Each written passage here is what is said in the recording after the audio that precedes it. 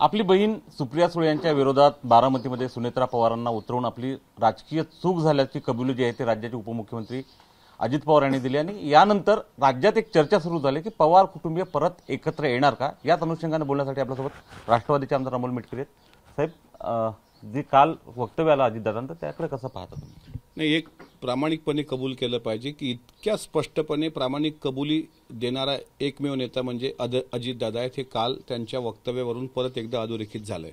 ज्या गोष्टी राजकारणात चुकल्या त्या चुकल्या म्हणणारा आणि स्पष्टपणे बोलणारा नेता म्हणजे दादा. त्याच्यामुळे त्यांनी जर स्पष्टपणे ते काही बोलले असतील तर शेवटी पारिवारिक एक तो विषय आहे आणि त्याच्यामुळे तो विषय मला असं वाटतं कालच संपल्यात जमा आहे. पण त्याला आता फाटे फुटतायत, कोणी वेगवेगळं त्याच्यावर टीका टिप्पण्या करताय. त्याच्यामुळे त्यांनी त्यांच्या मुलाखतीत हे पण म्हटलं की बारामतीमध्ये जर मी असलो किंवा जनसन्मान रॅलीमध्ये नसलो आणि माझ्या बहिणी जर मला ओवाळायला आल्या तर मी त्यांचं नक्की स्वागत करेल. मग आता हे बोलल्यानंतर इतरांना मिरच्या झोंबायचं काही कारण नाही. त्याच्यामुळे उपमुख्यमंत्र्यांनी आदरणीय अजितदादांनी जे काही स्पष्ट भूमिका मांडली त्या भूमिकेचं आम्ही सर्व राष्ट्रवादी काँग्रेस पक्ष स्वागत करतो. इतका प्रामाणिक आणि प्रांजळ नेता महाराष्ट्रात दुसरा असू शकत नाही. कुटुंबात राजकारण यायला नको होतं असंही अजितदादांनी म्हटलं. नेमकं कुटुंबात राजकारण आणण्यासाठी त्यांना कोणी बाध्य केलं असावं? नाही, एक सर्वांनीच महाराष्ट्राने त्यांची ती मुलाखत बघितलेली आहे. त्यांनी त्यांची भावना त्या ठिकाणी व्यक्त केली की कौटुंबिक विषय वेगळे असतात, राजकारणाचे विषय वेगळे असतात. मात्र शेवटी तो पक्षाने घेतलेला निर्णय होता आणि त्याबद्दल मी माझ्यासारखा कार्यकर्ता काही बोलेल एवढा मी नक्कीच मोठा नाही. परिवार म्हणून सर्व एकत्र असले पाहिजे ही प्रत्येकाची भावना आहे. आता या पलीकडे जात अजितदादांनी असंही म्हटलंय की सुप्रिया सुळे दरवर्षी त्यांना राखी बांधतात, यावर्षी राखी बांधायला त्यांच्याकडे जाईल. संजय राऊतांनी त्याच्यावर टीका केली आहे की सुप्रिया सुळे आता काय करणार हे महाराष्ट्र पाहणार आहे म्हणून. नाही, संजय राऊत साहेबांचा जर तुम्ही इतिहास बघितला, ज्यांनी बाळासाहेब ठाकरेंचं कुटुंब एक संघ ठेवलं नाही, त्यात 2-2 गट पाडले, त्या व्यक्तीला पवार परिवार एकत्र राहावा असं कधीच वाटणार नाही. त्याच्यामुळे जर अजितदादांनी रक्षाबंधनाच्या निमित्तानं ती भावना व्यक्त केली असेल किंवा सुप्रियाताईंनी सुद्धा तशी भावना अप्रत्यक्ष बोलून दाखवली असेल, कालच्या एका सभेमध्ये त्या पण तशा बोलल्या की मी बारामतीमध्ये असलं तर विचार करेल, बाहेर असलं तर मी सांगू शकत नाही. आणि अशा वेळेस जर ते रक्षाबंधनाच्या किंवा पोळ्याच्या किंवा दिवाळीच्या निमित्तानं परिवार एकत्र येत असतो, पवार परिवार, आणि पवार परिवारांचं एक वेगळेपण आहे. कुटुंब म्हणून ते एक संघ राहावेत हे प्रत्येकाची भावना आहे.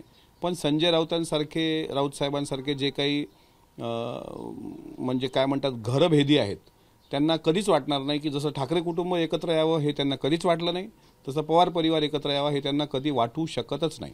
त्याच्यामुळे त्यांच्याकडून या अपेक्षा चुकीच्या आहेत. ज्यांनी बाळासाहेब ठाकरेंचं घर फोडलं त्यांनी पवार परिवार फोडायची सुपारी घेतलेली आहे. तुम्ही आरोप करताय, नेमकं कोण आहे पवार कुटुंबीय फोडणं? संजय राऊतांचा त्याच्यामध्ये मोठा रोल असू शकतो.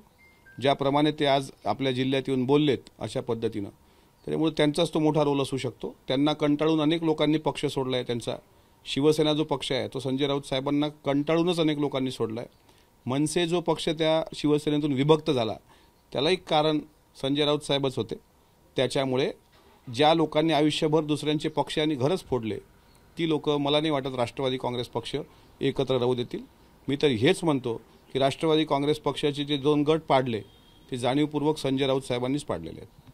आधी संघाच्या मुखपत्रांनी अजितदादा आल्यामुळे लोकसभेत पराभव झाला, तोटा झाला, तर थेट देवेंद्र फडणवीस यांनी तीच भावना मांडलेली आहे. अजित पवारांना कुठेतरी एकटं पाडण्याचा प्रयत्न होतोय का आणि त्यामुळे अजित पवार अस्वस्थ आहेत का महायुतीमध्ये? मला असं वाटतं की संघाच्या बैठकीत देवेंद्रजींनी काय भूमिका मांडली हे जाहीर नाही. म्हणजे त्या बैठकीतलं इतिवृत्त मलाही माहीत नाही, पत्रकार म्हणून तुम्हालाही माहीत नाही. पण एखादी गोष्ट 4 भिंतीच्या आत ती बाहेर जाते कशी? जर ते जाहीर वक्तव्य देवेंद्रजींनी केलं असतं तर त्यावर बोलणं योग्य राहिलं असतं. पण अद्याप तरी त्यांचं जाहीर वक्तव्य मी ऐकलेलं नाही. नितेश राणे सातत्याने पोलिसांच्या संदर्भात वादग्रस्त वक्तव्य करतात. कालही केलं त्यांनी वक्तव्य. आज नितेश राणे अकोल्यात आहे. तुमच्या मित्राला काय तुम्ही सल्ला द्याल?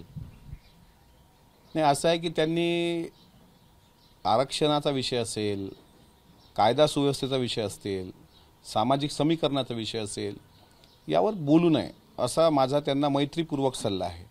कारण काय होतं, तुम्ही कुठं जाता, एखादं वक्तव्य चुकीचं होतं आणि त्याच्यानंतर जसं आता मनसेचा कोणीतरी पदाधिकारी आला होता, एक चुकीचं वक्तव्य केलं आणि जिल्ह्यातली लोक एकामेकापासून दुरावली. त्याच्यामुळे आमचा जिल्हा अगदी शांतताप्रिय आहे. त्याच्यामुळे तुम्ही इथे कुठलाही सामाजिक ध्रुवीकरण, सामाजिक वितुष्ट निर्माण होईल असं वक्तव्य करू नये. आणि नक्कीच पोलीस जे असतात ते आपले संरक्षक असतात, आपले पाठीराखे असतात, महाराष्ट्राची कायदा सुव्यवस्था अबाधित राहील याकरता ते लक्ष देत असतात. त्याच्यामुळे आता गृहमंत्री भारतीय जनता पार्टीचे आहेत, महायुतीचं सरकार आहे, अशा वेळेस पोलिसांनाच धमकी देणं मला असं वाटते हे लोकशाहीला चांगलं चित्र नाही.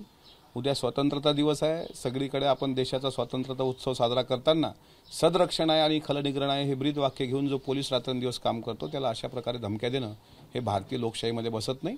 त्याचं त्यांनी पालन करावं आणि ते करतील अशी मी अपेक्षा ठेवतो. गृहमंत्र्यांनी त्यांना समज द्यावी असं वाटतं का तुम्हाला? आता तेच शेवटी ते त्यांच्या पक्षाचा अंतर्गत प्रश्न आहे, पण एक जबाबदार भारताचा नागरिक म्हणून मला असं वाटतं पोलिसांना धमकी देणं हे लोकशाहीच्या दृष्टीनं घातक आहे. एक शेवटचा प्रश्न विचारतो. उद्या 15 ऑगस्ट आहे.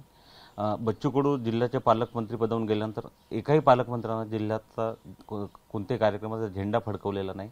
उद्याही पालकमंत्री अकोल्यात येत नाही आहेत. मला जिल्हाधिकारी कार्यालयातून काल पत्र प्राप्त झालं की उद्या सकाळी 9:30ला जिल्हाधिकारी कार्यालयावर ध्वजारोहणाचा कार्यक्रम आहे. मग मी उपजिल्हाधिकाऱ्यांना विचारलं की पालकमंत्री येत आहेत का?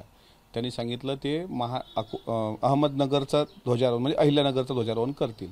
2 जिल्ह्यांची जबाबदारी त्यांना आहे. एकीकडे आपलं सरकार लाडका भाऊ, लाडकी बहीण अशा योजना जनसामान्यापर्यंत पोहोचवते. तर अकोला जिल्हा त्यांना सावत्र झाला आहे का हा प्रश्न मला पालकमंत्री विखे पाटील साहेबांना विचारावा वाटेल. मागही मी त्यांच्या बाबतीत माझी नाराजी व्यक्त केली होती, त्यानंतर त्यांचा कुठलाही रिप्लाय आला नव्हता. अजूनही जिल्हा नियोजनचा जो फंड म्हणजे जो काही रिलीज करायचा असतो जिल्ह्याच्या विकासाकरता आचारसंहिता लागण्यापूर्वी तो प्रत्येक मतदारसंघात गेला पाहिजे जेणेकरून जिल्ह्याच्या विकास कामात अडचण येऊ नये. अजूनही कुठेही जिल्हा नियोजन अधिकारी म्हणतात आम्हाला पालकमंत्र्यांचा फोन नाही, जिल्हाधिकारी म्हणतात आम्हाला पालकमंत्र्यांचा फोन नाही. निदान उद्या जर आले असते ध्वजारोहण झालं असतं तर बरं वाटलं असतं. मात्र हे अकोला जिल्ह्याचं दुर्दैव म्हणावं लागेल की अद्याप तरी 2-3 म्हणजे 26 जानेवारी 15 ऑगस्टला महाराष्ट्र दिनाला पालकमंत्री आमच्या जिल्ह्यात येत नाहीत हे आमच्या जिल्ह्याचं दुर्दैव.